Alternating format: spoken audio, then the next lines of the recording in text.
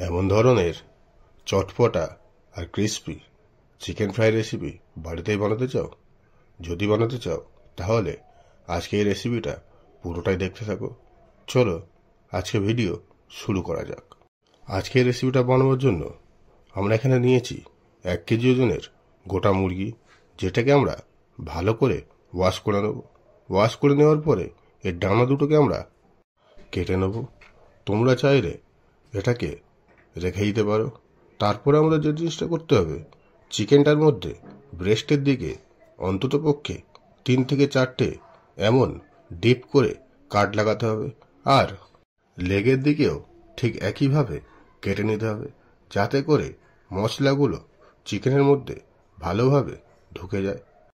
চিকেনটাকে কেটে নেওয়ার পরে এই চিকেনটাকে একটা পাত্রে আমরা তুলে নেব।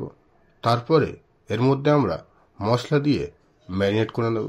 তা মশলার মধ্যে থাকছে পরিমাণ মতো লবণ, একটু গোলমরিচের গুঁড়ো, আর দেব কাশ্মীরি লঙ্কার গুঁড়ো 1 চামচ, হলুদ গুঁড়ো 1/2 চামচ, আদা রসুনের বাটা 1 চামচ, কাঁচা লঙ্কা বাটা 1 চামচের মতো, আর দিতে হবে একটা লেবু চিপে। সব কিছু দেওয়ার পরে এই মাংসটাকে আমরা ভালোভাবে মাখিয়ে নেব। এমনভাবে মাখাতে হবে যাতে মাংসের মধ্যে মশলাগুলো ভালোভাবে ঢুকে যায়। ঠিক এইভাবে তোমাদেরকেও মাখিয়ে নিতে হবে। চিকেনটার মধ্যে যে কাটগুলো আমরা লাগিয়েছিলাম তার মধ্যে হাতের সাহায্যে মশলা নিয়ে ভালো করে ঢুকিয়ে ঢুকিয়ে লাগিয়ে নিতে হবে। তারপরে আমাদের যে জিনিসটা করতে হবে, একটা শক্ত সুতো নিয়ে এই লেগ দুটোকে একসাথে বেঁধে দিতে হবে। না হলে ভাজা হয়ে যাওয়ার পরে এই লেগ দুটো ছেড়ে যাওয়ার সম্ভাবনা আছে। তারপরে আর একটা মশলা আমাদের করে নিতে হবে।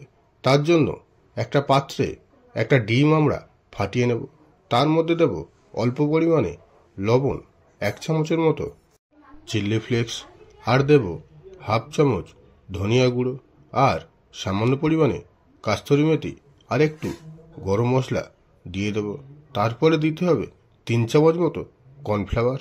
সব কিছুকে দেওয়ার পরে এটাকে আমরা ভালোভাবে মাখিয়ে একটা ঠিক ব্যাটার তৈরি করে নেব।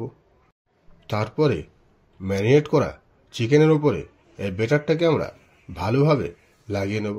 ঠিক এইভাবে তোমরাও লাগিয়ে নিও। ব্যাটারটাকে চিকেনের উপরে একদম ভালোভাবে লাগিয়ে নিতে হবে। তারপরেই এই চিকেনটা রেডি হবে ফ্রাইয়ের জন্য। এই চিকেনটাকে ফ্রাই করার জন্য চুলার মধ্যে আমরা আগে থেকেই তেল বসিয়ে রেখেছিলাম। তেলটা যখন মিডিয়াম ফ্লেমে গরম হয়ে যাবে তখন আমরা এই চিকেনটাকে তেলের মধ্যে ছেড়ে দেব।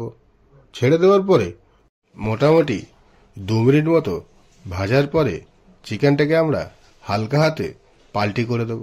তারপরে লো ফ্লেমে মোটামুটি 7 থেকে 8 মিনিট ভেজে নেওয়ার পরেই দেখবে যখন একটা ভালো কালার চলে এসছে আর ওপর থেকে ভালোভাবে ক্রিস্পি হয়ে গেছে, তখন আমাদের চিকেনটাকে তেল থেকে তুলে নিতে হবে।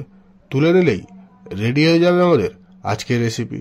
তা বন্ধুরা, এই ছিল আজকে আমাদের চিকেন ফ্রাইয়ের রেসিপি। এই রেসিপিটি তোমাদের কেমন লাগলো অবশ্যই কমেন্ট করে জানিও, আর ভালো লাগলে একটা লাইক অবশ্যই করে দিও।